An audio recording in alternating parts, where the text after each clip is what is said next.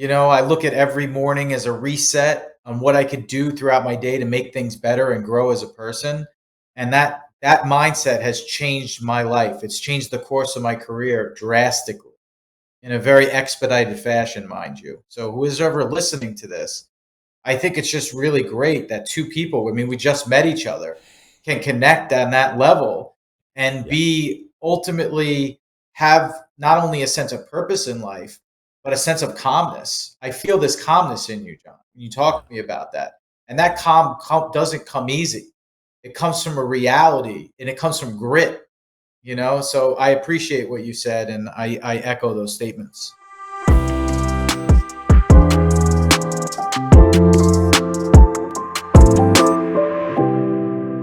Hello, I'm John Brink, and we are podcasting on the Brink from downtown Prince George, British Columbia, Canada. And for all those people watching us from around the world, they say, oh, we know where Canada is. And we know British Columbia on the West Coast, right? Right. And then where are you, John? Well, we have the big city called Vancouver. We are 500 miles north, or for our friends in Europe, 800 kilometers north of Vancouver, and a city called Prince George, about 80,000 people, and lots of forests, lots of trees, lots of lakes. Within 50 miles, we have 100 lakes. We have lots of friends here: black bears, grizzly bears, caribou, deer, wolves, foxes, you name it. We have them all. You call it paradise. Today we got a very interesting guest. His name is Jason Saltzman, and Jason is very interesting. He's an entrepreneur extraordinaire, I would suggest, and taught leaders to dedicate and creating meaningful impact through innovation.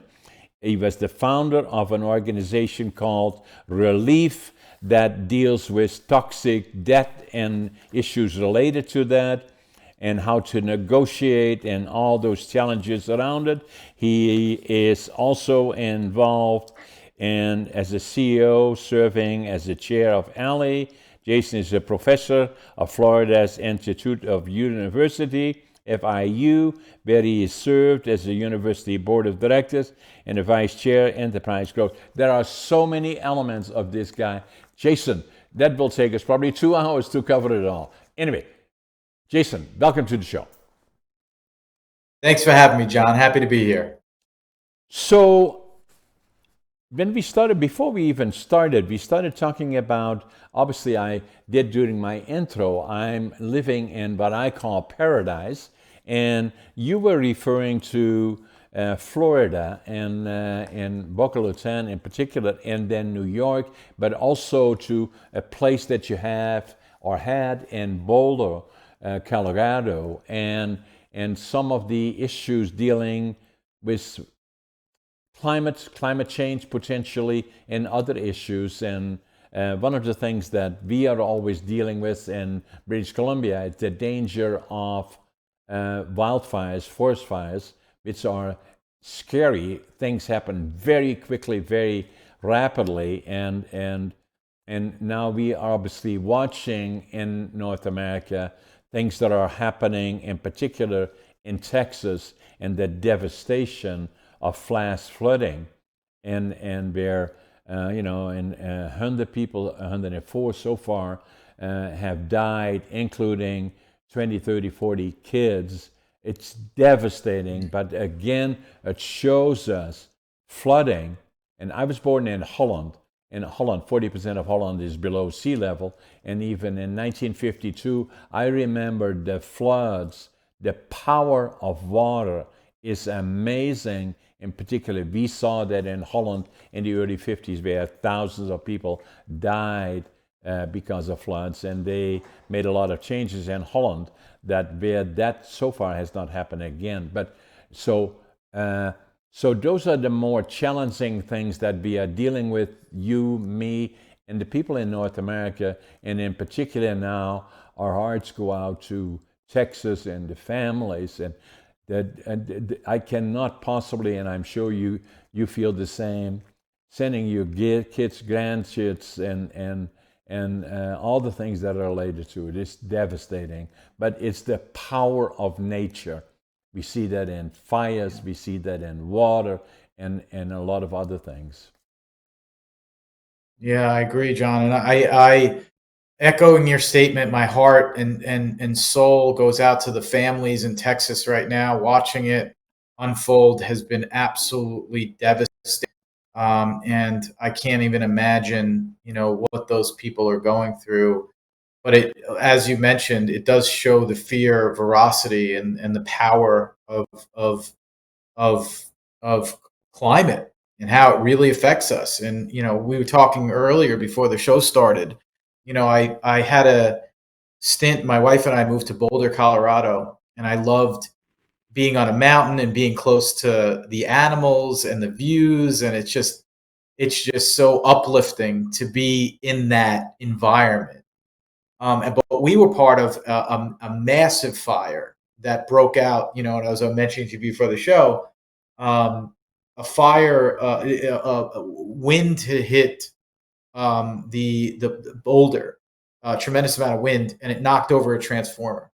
And because of climate change and the effects of climate change, the it hadn't snowed. We didn't get the moisture.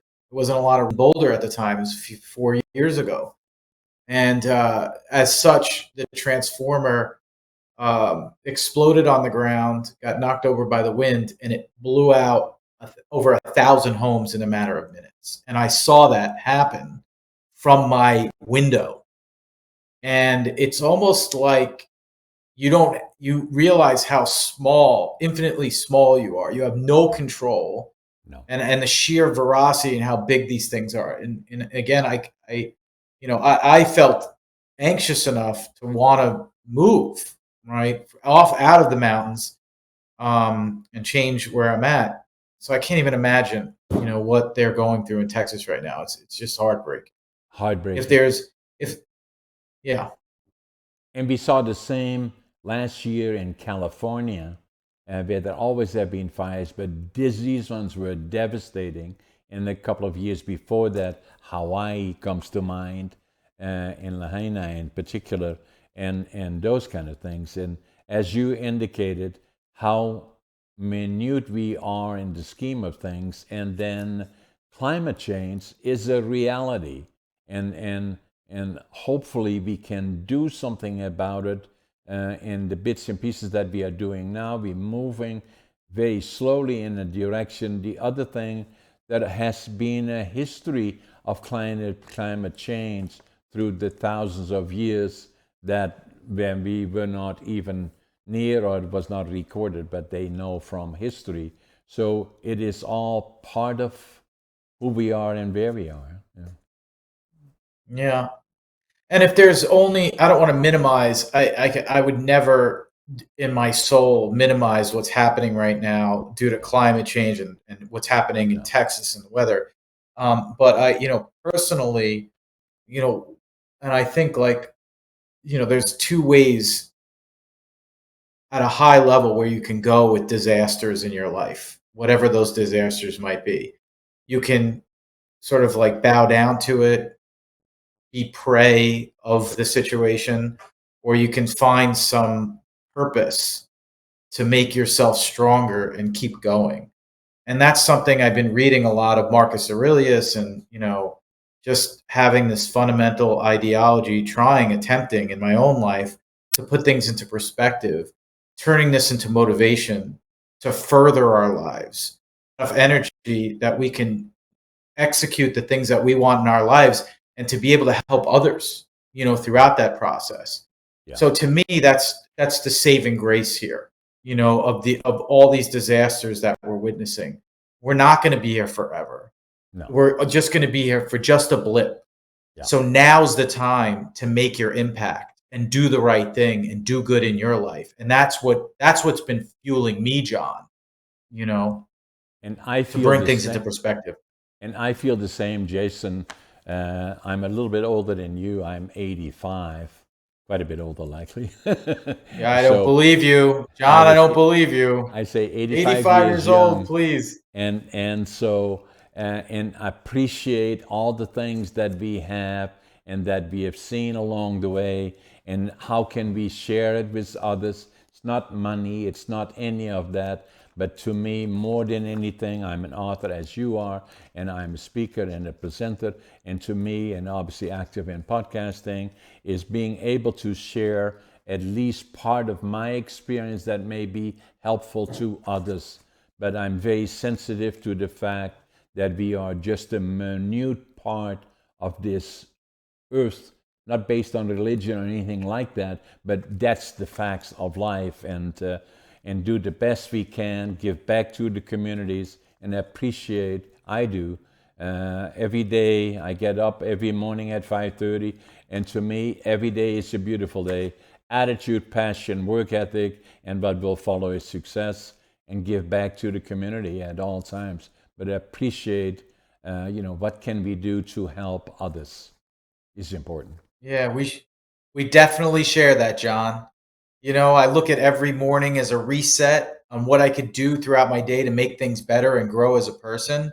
And that mindset has changed my life. It's changed the course of my career drastically in a very expedited fashion, mind you. So who is ever listening to this, I think it's just really great that two people, I mean, we just met each other, can connect on that level and Yeah. be ultimately have not only a sense of purpose in life, but a sense of calmness. I feel this calmness in you, John. You Yeah. talk to me about that. And that calm doesn't come easy.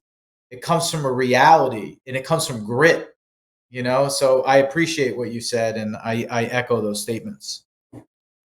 So, Jason, tell us a bit about you and your background. Where are you from originally, and then how did you, your education and your training, and then obviously you're exited from a number of companies that you were involved in and started with, and then you started focusing on finance in particular. Obviously, you were very involved with MIT. You have had a passion for helping others that are entrepreneurships or in toxic situations with debt, and are looking at ways and means of managing that other than the traditional ways of approaching it. You started to take a different approach that is unique under your label of relief and the company and Yeah. the but you started with, but start with where you started from. Well, I don't have that traditional entrepreneurial background, where you go to a fascinating Ivy League college and you meet an immense network and you're backed by all this capital. I'm from New York. I'm a college dropout. Ultimately, when I was younger, I wanted to make as much money as humanly possible, and that drove me. Come to find out when I came into a little bit of money that I realized when you're there that that has nothing to do with it. No, That saying that money can't buy you happiness is a fact. It's not only a fact. Some it's of the the most opposite. miserable people I've ever met. That's right. The miserable people I've ever met are the wealthiest. Right. So it's a kind of like an oxymoron in some part. So, and I feel like if anything else, I'm a student of life. I love learning, and I ultimately learned something about myself all throughout my career is I love to help people. And I love capitalism. I love to help people and I love building things. And early on, my first business that I was part of was in the debt relief space. So we were helping people get themselves into credit card debt. And this was almost over 25 years ago. There was no iPhone. There was hardly the advent of the internet just started to become a place where people were looking for information and getting it. And I got really into that aspect. However, I hated the business model. I hated the fact that we had to charge people a lot of money that were going through some of the hardest parts of their lives when it comes to getting themselves into debt, especially in the States. Debt is a massive cultural problem. It's an institutional problem. I can go on and on forever. Same in But I was Canada. ultimately introduced, yeah, very similar on Yeah, that. I think that it's sort of a flaw in capitalism, when it comes to predatory lending. But I can go on and about that, yeah, yeah. forever. From a perspective, I learned a ton. But I got much more on the technical side. Throughout my career, I was much more into operational infrastructure, and I built automation services with very smart and capable parts. We went on building a tech company out of my first brick and mortar company. We raised venture capital around it. I built a business incubator in New York City because I was absolutely addicted to helping other founders build their businesses. Right. We opened up a first location in around 2010, 2011, and we scaled it across the country with large Fortune 50 partners. That company was called Alley. And ultimately, I met some of the greatest consumer application and consumer developer, computer science engineer minds that I ever been exposed to, and people with a ton of style. And I always told myself if I was able to get the resources, I would go back and tackle the problem of debt. It was always on the back of my mind. It was always on. It was like a chip on my shoulder that I sort of left the industry. Then the pandemic hit, and it changed everything for everybody. Where we spent time alone, with one or two significant other people in our lives, and it was a beautiful time for me of reflection. What do I want my life to be? What do I want my purpose to be? What make do I want? What mark make in this world? And at the same time, my father had gotten sick, and he unfortunately passed a few years after. But that ultimately, like I alluded to earlier, actually motivated. It didn't deter me. As sad as it was, and as close as I was with my father, it made me feel ultimately that the reality of life is upon us. And because I'm only there for a few minutes, you have to now. And that drove me, John. And I ultimately spent some time with some of the most brilliant people I've ever met throughout the course of my career. And I presented this idea of modern approach to people that got out of debt. And two of the most brilliant people that I've ever met before really latched into the passion and the mission of doing something like that. And we built a schematic sort of in stealth mode, as entrepreneurs say. We built all these things without money, without funding, of how we would do it. And we went out and I started asking feedback from some investors that I knew and some really smart people. And one thing I learned about raising capital, one of the many things that I learned, is if you ask for money, you get advice. And if you ask for advice, you get money. Right? It's a crazy thing because I was actually asking for advice. And within a few weeks, we got our seed funding from an institutional venture capital firm out of New York. And we did all this without these massive college backgrounds, without Ivy League degrees, without a massive network, just by having the heart and the grit and the resilience. And since then, that was 4 years ago, we built the first ever mobile app that helps people that have fell behind on their bills. It's fully automated. It analyzes people's finances and gives them access to accessible solutions that don't cost them a ton of money, where they can get back on track. And now we just launched a new feature, which is for student loan debt. And we're going into providing loans through the system and ultimately a ton of features that speak to people's situation that are going through debt in their everyday finances. And I got to tell you, John, I never felt this amount of passion and motivation throughout my career. I've done a lot of things in my life. I've worked with a lot of amazing people, but I feel like we're on track to help millions of people in America and beyond, help them through this problem that they're going through, because it's a massive problem. And that's the short of it. I know, I gave you a lot there, but that's how I got to where I am today. So is that the vehicle of ally, or is it relief that followed it? So that's relief. Yeah. Yeah. Alley was the business incubator I built Right. in New York City. It was like a testing ground to see what types of businesses could be built with modern technology. And I watched so many businesses being built out of the business incubator that were not the sexiest businesses in the world, wasn't the Facebooks of the world. In New York City, we witnessed Casper, the mattress company, take a boring and stodgy industry and turn it upside down with a little bit of a technical component and really great branding, and see what that did for consumers. And so we've applied that same philosophy while building Relief. So Alley was really a testing ground to see who I can evangelize and what I could learn to eventually build Relief. That became your, I'm suggesting, and I kind of look at myself in a lot of ways, that became your foundation of the MBAs and the Harvard and all the other things. I didn't have the liability or benefit of any of that either.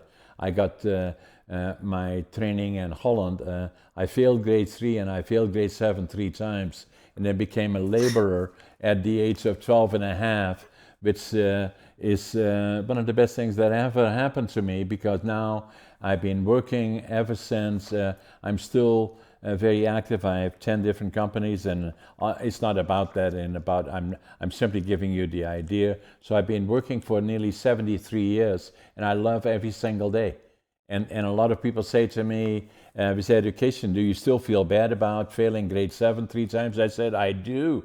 I really do. I should have left earlier. So I hear you.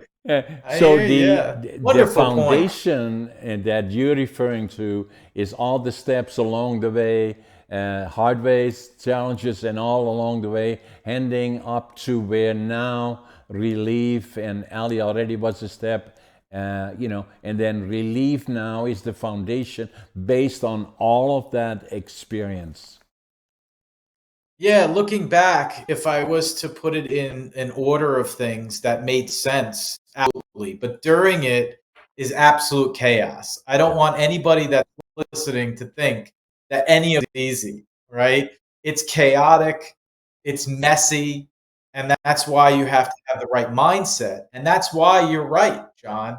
Coming from a background of resilience creates the infrastructure for you to be able to deal with the things that you have to do that are the hard things to do what you want to do. And I always say, you know, to get, if you want to get into rare air, right? If you want to do extraordinary things, you want to get into rare air, there's going to be turbulence. And you better build your ship to be able to withstand that turbulence. I wrote a book about that, Against All Odds. And I so love that. it took me 80 years to live it, 20 years to think about it, 2 years to write it. I'm going to get you a copy of it. I'm going to sign it for you, and some of the other books that I did as well. This is not about how successful John was, but in spite of it all, going through all the things that you are talking about, and that's what that is all about. So I'm going to. I would love that. Thank you. So then that brings us to Relief. Toxic financing, debt structuring, and capital and access to capital, all of those things from those that go through the hard way are difficult areas to learn to understand, because capital to a certain extent and debt is a bit of a racket, because if you get credit card debt and you pay 20 or better percentage of debt, then it feeds on itself as you go the spiral downward.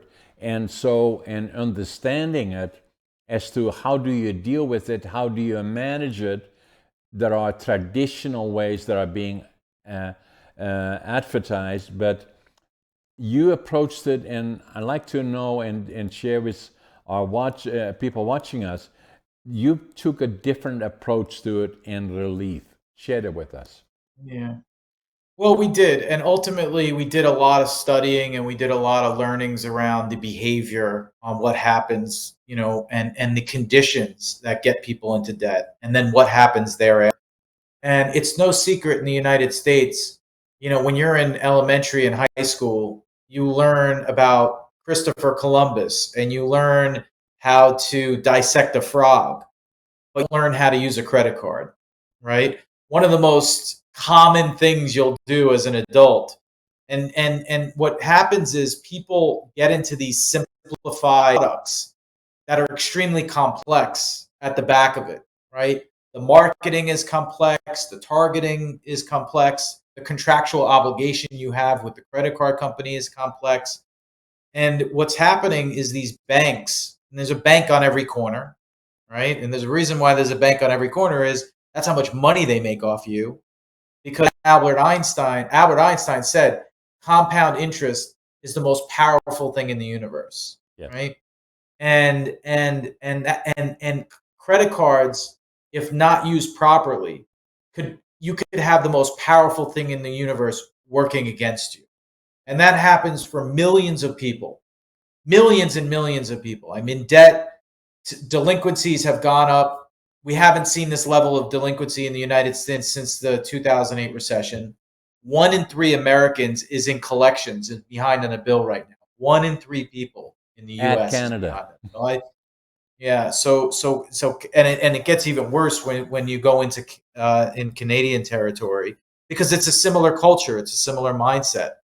And this world that these people are in ultimately is very complex culturally speaking. Again, because it's not just people that are spending frivolously that get themselves into these problems. We've never experienced this level of hyperinflation in such a short amount of time, where the costs of goods have gone up so significantly that they have to put everyday goods on a credit card because they can't even afford everyday goods. So you can't just blame irresponsibility to be part of this. Our studies show that over 85% of people that are in debt, that are over the mean of debt in America today, and similarly in Canada, the reason for that is due to inflation. When the cost of goods, the cost of eggs has gone up 5x in a matter of 3 to 4 years, the systemic effects are the cost of living going up around you. You have to have empathy for that. And so on the other side, you have an ecosystem of banks that make more money off people that fall behind on their bills than they make off people that are on time on their bill, right? With late fees and penalties and interest rate hiking, upwards in neighborhoods of 29.9% predatory interest, loan sharking, legal loan sharking. You start to unravel. And then on top of that, you have a whole society of people that feel like they're losers, right?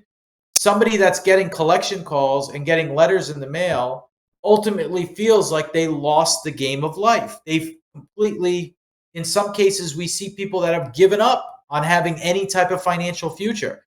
They're hiding it from their significant others. They're in some cases leading to double lives, which is contributing to a large portion of suicide rates in our country, in Canada and the United States, and divorce rates that have gone up increasingly over time. And It it's a matter of reduces financial well-being. confidence. It reduces Absolutely. confidence, self-worth, That's right. desperation, hence relationships, hence illness, hence even worse, meaning suicide. That's right. And so how do you Desperation. deal with that? That's Right. right. And what we found is people are so fed up. They don't want to deal with it, and they don't even want to look for solutions because their solutions are out there. These are not that's where everything gets a little bit more simple. The solutions aren't complex. The way they're delivered to consumers are complex and they're very expensive. What we've always seek to do with relief is make solutions to these problems extremely accessible and affordable. And Right. we've done it all through the iPhone, Right. right? So you don't have to call anybody, you don't have to talk to anybody. All the solutions that relief provides are at the palm of your hand without you having to answer or get on the phone with a debt collector. And we're expanding that from credit card debt to student loan debt to other types of debt so we can help everybody because not one person's the same. But Small the business. feelings are the same, John. Small business. Yes, it's Small business as well, or is it limited Oh, to. I thought you were saying sounds like a small business. I No, no. thought you were being like facetious. Like, no, so no, not yet. So we will get into business. That's a whole different mechanism. Right now, we have our hands full with just consumers. Yeah. What I'm saying is the problem exist also in small business and other areas where the underlying foundation is the same, that again, very delicate, very difficult, and a lot of people have difficulty managing that part of business, especially the smaller, medium size, maybe even, Sure. all of that, right? Sure. Yeah. Well, on top of that, you have, look, starting your own business, as you know, John, is a gamble, Right. right? You need a lot of things on your side to make it work, right? You don't just need the smarts and the grit. There has to be some luck that works to your favor. It's all part of it. You have to position yourself properly, of course. But out of that, especially building an incubator in New York City, we've seen thousands upon thousands of companies come through our offices. And I would say upwards of 95% of them fail. So along with that becomes the resources that you put into these businesses. So we see a lot of individuals that gets themselves into debt. And that's what I was alluding to earlier. It's not just, this irresponsible, look at life. It's like you try to build a better life. You couldn't get your access to capital. You don't live in that type of world where you can easily access capital. So you put the business on a credit card. And I know many people, hundreds of people that have failed, and as a result their businesses have failed, and they still owe that debt. So that's a big portion too of people that are just trying to live better lives that got themselves into debt as well. And that's actually what I was referring to when I said small business is a lot of times then it then becomes the business debt then becomes personal debt, and then from there on in, it goes further and further, and before you know it, their house is at risk, and all the things that they have are at risk, and where it could have possibly be managed different if it there is always a sense of denial that no, it will not happen, and it then becomes the more desperate you are for money, the higher the cost, and then Yeah. the higher the cost, the more difficult it becomes to manage it. So that's what I was referring to, and Got you. I'm Yeah. sure you agree with me. So Oh, 100%. so tell us more about relief and that it is a platform, and you say you can access it on even your iPhone. Is have you got how do people that are watching us can contact you or find a way of managing their issues and challenges Yeah, so financially? right now, so we started the app, so it's a big problem, and not every problem is the same when it comes to debt. There's Exactly. different types of debt, Yeah. and there's a way different solution for somebody that's a year behind on their bills than somebody who's just about to fall behind. Yeah. So we started with the hardest cases to deal with, which are people that are in collections that haven't paid accounts past 60 days past due. And Yeah. unsecured debt is what we started with. So mainly credit card debt and personal loans. And what we built is a way of getting a savings on that debt and a payment plan to pay off that debt. So what we've done for a user is we've completely automated the process of finding out how much they could save on that debt if they were to pay it, where they just have to put in a little bit of information on their iPhone.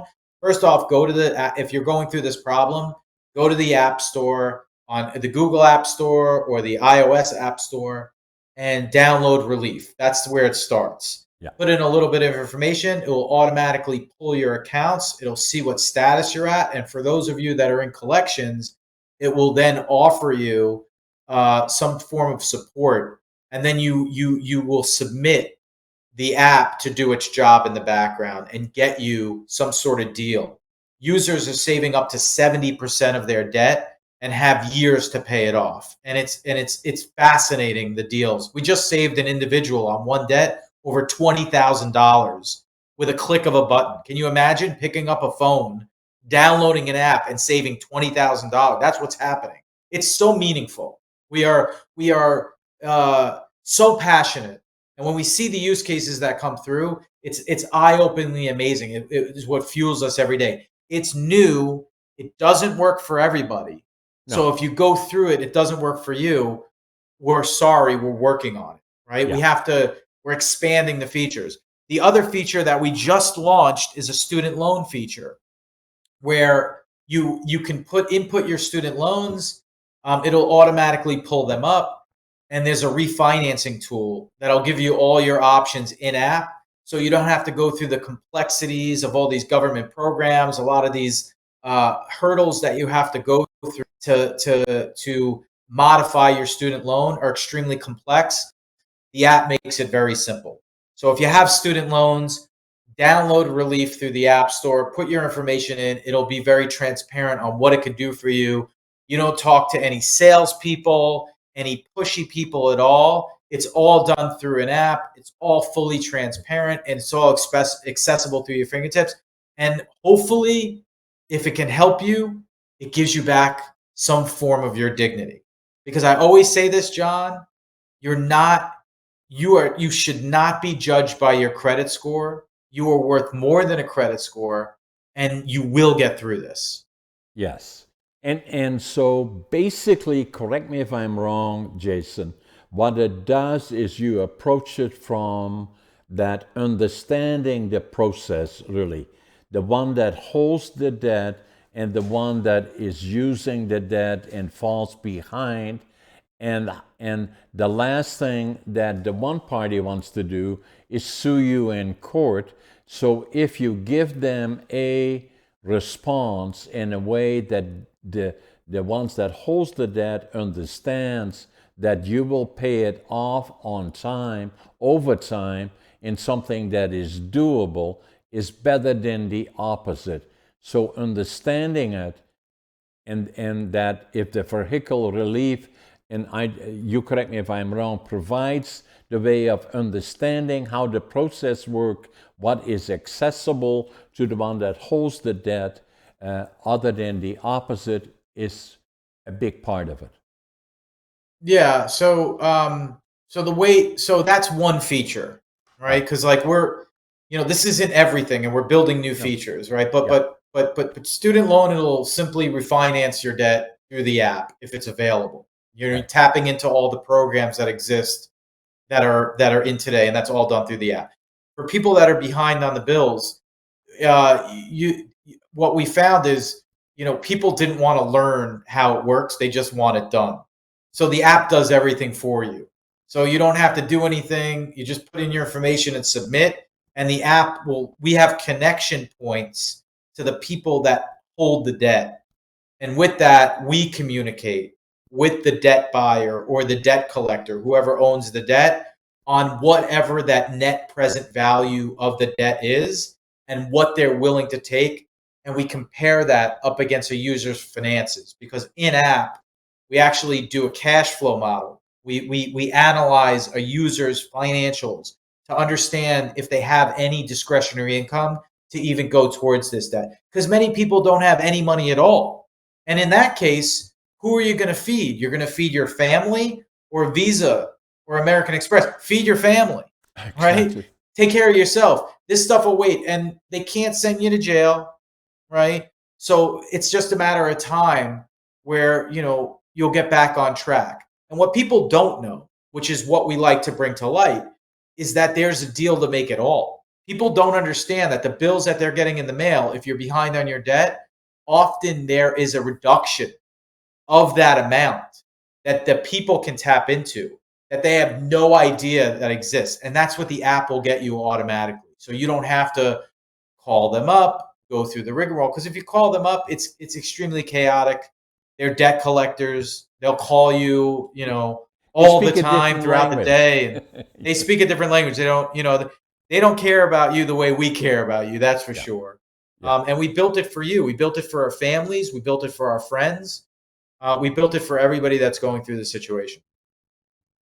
I like it. The same happens here as well, and I believe it applies in a way to globally, because I'm sure from what I know about Western Europe and other countries that have similar arrangement and have credit cards and all of those kind of things, and the same underlying issues have the same challenges. So it's important for a lot of people to understand the different options that are available.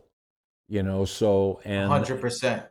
yeah, and then learning the process becomes the critical part. So how do you see in a general way, uh, the economy right now? And I'm not talking politics now, but more for, I always kind of look at North America as amazing, for a number of reasons. I was born during the Second World War. We were liberated by the Allied forces and the Canadians. Allied forces landed in Normandy in June of 1944, and then it was the United States, Canada, and the UK in particular.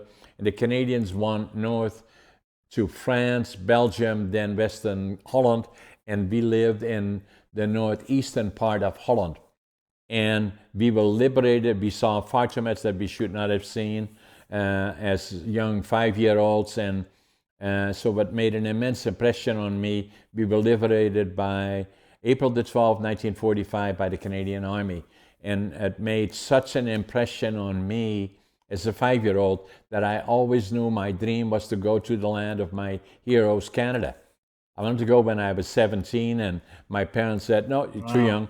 And then I was drafted into the Dutch Air Force. That was then mandatory, not now anymore, and spent a little over 2 years. And then after that, I did leave Holland and, and went to Canada, the land of my dreams. And started with nothing: a suitcase, 3 books, 2 sets of clothes, and when and then I wanted to build a lumber mill. And so when I landed in Vancouver, I couldn't speak the language, didn't know a soul, didn't have a job, and so I. Fortunately, at the immigration department in Vancouver, there was a German fellow, and I could speak some German. I said, I want to build a lumber mill. He said, go to Prince George. That's where I'm now, 60 years ago. And so I came off the bus here. I had in my suitcase 3 books, 2 sets of clothes. I counted my money at least 3 times. I had exactly $25.47.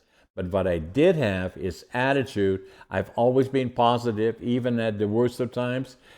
Passion, whatever I do, I give it 125%. Work ethic, and I work harder even now than anybody, even around me at nearly 85. And I wake up, as I said to you before we started, is I wake up at 5:30 in the morning. I always make my bed, and I always think I'm late. And that's what I do. And then, hits the land.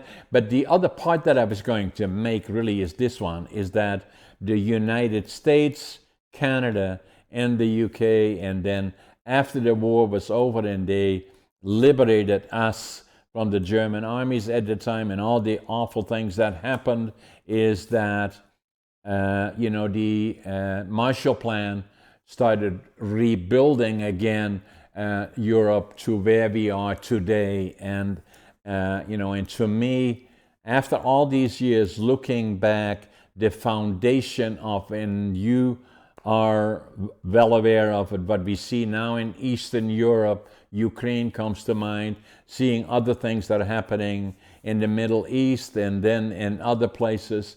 And then democratic rule, to me, is critical in the foundation of our success, and the opportunities here in North America between Canada, US, and Mexico complementing each other under the leadership of the United States. And the foundation is the Constitution of the United States that protects democratic rule. And the Constitution starts, and obviously we just celebrated July the 4th of the Liberation Day, and the forming of the United States of America is that we, the people, are the foundation, and the same in a way it applies to Canada, UK, and other places. And we are so fortunate. And a lot of times when I fly around, and I do a lot of flying around for business in the United States, as well as in Holland, or as well as in Canada. And I sit by the window and I look outside and say, it's paradise. It is paradise. We are so lucky. The challenges, though, that we have, it's a challenging time. And if I look around the world, I look at Russia in particular and the things going on in the Ukraine. I look at the Middle East. I look at countries like North Korea. I look at Iran. I look at, China. And then obviously Russia. And I can go on and on and on and on. So we have globally, we got challenges. And so first and foremost, what I like and that's one of the reasons that I'm here, is that we in North America, between us, working together, Canada, US, and Mexico, also with complementing each other, and then being very successful as a democratic rule and leadership. We are an example to the rest of the world, and that's what we should be doing, is helping others that are affected by dictatorships and all the forms around it, that are so critically important in my mind. Yeah, well, John, I completely agree. Both my grandparents. First off, your story is amazing. Thank you for sharing it. It's inspirational. I love that placard you have as a reminder behind you. And it's the most amazing people I have met in my life share similar stories like that. And I love to have these people around me because you're our mentors. You're who we have to look up to learn from. And it's part of being the greatest generation that ever was. And I look at my grandparents who aren't around anymore.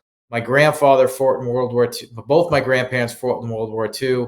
One of my grandfathers was a paratrooper who paratrooped into Rhineland, and he was part of Band of Brothers, the 110th Infantry. I'm paraphrasing. I might have gotten the infantry wrong. I know where And it was. Yeah, and he passed, when I was 7. But the stories that lingered on, uh, we are so blessed and so fortunate to have people that have sacrificed so much to keep so that I could build my business without having to worry about a dictator wanting to murder me and living in peace. And to all those that serve across our great nations, I am eternally grateful, and I have the utmost respect for these people that protect us every day. I am of that ilk, and I love capitalism and I love democracy. And it's interesting you asked me how my beat on finances and how it affects, because ultimately I'm an optimist. I feel like entrepreneurship and capitalism solves most, if not all, issues of a good quality of life. That entrepreneurial spirit, that willingness to solve problems. But ultimately, right now, I see a hiccup, in the road. I see a bump in the road. I see an ecosystem that's filled with meaningless debt, with universities that teach meaningless material to people. I also think that debt is a precursor to socialism. I mean, it's historically speaking, finances in a country, and you know this better than I do. By living through the things that you did, that's what creates the need. And when you see radicals that look normal, right, with the ideology of having bigger government control sort of be popular, it scares the hell out of me. In all honesty, I do believe that we're much more powerful than the problem. But most importantly, I feel like, to those that are listening that are in debt, or that those that have these socialistic views, on paper, Marxism and socialism looks great. right? We all want to do good. We all want to give to people. We all want to have empathy. We're all good natured, most of us anyway. Can't speak for everybody. But I know we are, John. I know we share that. But it's never worked. It's never worked. It does the reverse, right? Look at China, look at Russia, look at Cuba, look at who they're run by. Look at how they're way outweighing Venezuela, the Venezuela. We can go on and on, and we on can and go on. through history of time, right? So, I'm very nervous about what's in vogue in the ideology of young people that leave a college and university with a meaningless degree that will not get them a job, with hundreds of thousands of dollars worth of debt, with this idealistic view that call each other comrades. And we see it on social media. And my take on it is that we need to be more entrepreneurial. Yeah, And we need to bring these people into our ecosystems and show them the benefit. And we need to stop mocking billionaires, right? In my opinion, yes, of course, anybody, you can always give more, you can always, but for us to criticize, people have built and changed the world for the better. Yeah, I love that. I love that. it's, I want all your books, by the way. I want all of them. Please. I'm gonna get Uh, into you, and I'm gonna sign them for you. but just the fact that, like, we demonize. It's in vogue to demonize innovators, right? Jeff Bezos built. I'm not saying he's perfect. I don't know him personally, Who but he is? built the best company that ever was. Right? He built the best company that ever was. Right? It changed our world. Our packages come overnight. And by the way, Mackenzie Scott and again, not to get geopolitical or overly uh, rose-colored glass eyed about billionaires, but they have donated a tremendous amount of money, into philanthropic endeavors. But that's besides the point. Why hate someone because they've achieved the American dream? So it's fascinating to me that that's in vogue. I think that the pendulum is shifting the other way.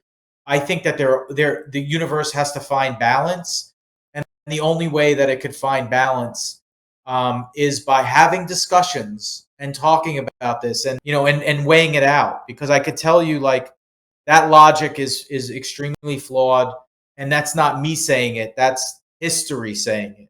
It's never worked to embrace socialism. Now, the amazing part, Jason, is that you and me have nearly been together now for an hour. We've never met, and so we have so many things in common. We are so close in a lot of ways, and saying that what I find is, and I do the same as you, is giving back to me is more important than anything. And I do that in my, as an author in my books. And then, but at the same time, media has changed from being the traditional media that we know, the newspapers and the newscasts that we see, that the future of media is podcasting, is where it brings people like you and me together, where we can have listeners around the world, which we do. And podcasting is only on its infancy. It is still growing. And if I'm not bragging about it, I look at ourselves here. I'm approaching a million, I think 915,000 subscribers on YouTube. Wow. Around the world. Is amazing in terms of, that means likely double that on the other platforms, that is just YouTube.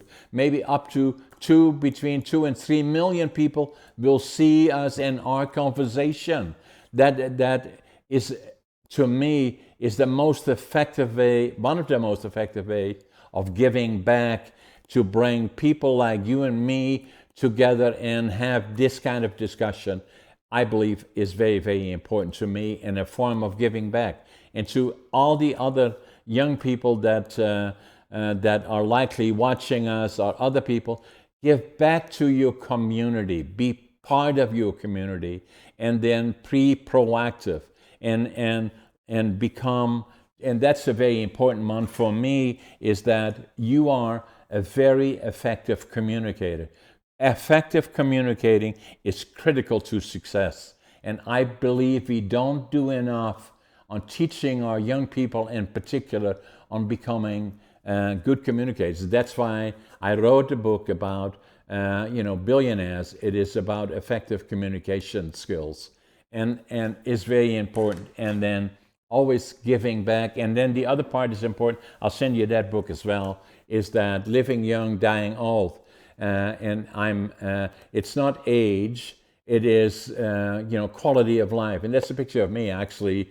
I'm the Nice. oldest competitive bodybuilder in North America, and it's fitness and quality of life, and then the other part to me is attitude, passion, work ethic, and what will follow is success. I echo and love all that, John. Jason, it was a pleasure. I'm going to send you copies of the book. This podcast will be released in the next 2 to 3 hours, and we release it as we presented it. That's one of the things that we do. We podcast it, and we release it very quickly thereafter. And so my podcast number 436, I guess, on where I'm the host, and then I'm guesting on another 200 or so. But I believe podcasting is the future, and I'm a big supporter of that. Yeah, I agree with you, and I'm grateful that you asked me to be here. And I look forward to continuing a relationship and reading all your books. I like it, Jason. We will send them to you, and this one will be released in the next 2 to 3 hours. Excellent. Thanks, Jason. And for all the people watching us, that that if you like what we are doing, both Jason and myself, look up Relief, and as he indicated, the website is relief. Give us the website once more, Jason. So the website's relief.app, and you could just do a search in your app store, whatever, Android or iOS, for Relief, and you'll see it right there. It's one of the top financial apps on both platforms. Thanks, Jason. And then at the same time, subscribe to our podcasting and like it if you like it, and then share it with others and make comments on it. And so it stimulates both Jason and myself to do more communications with a broader audience in some way or fashion. Jason, it was a pleasure and a privilege. We'll stay in touch. Absolutely, John. It's been a pleasure. Thank you for having me. Thanks, Jason. Take care.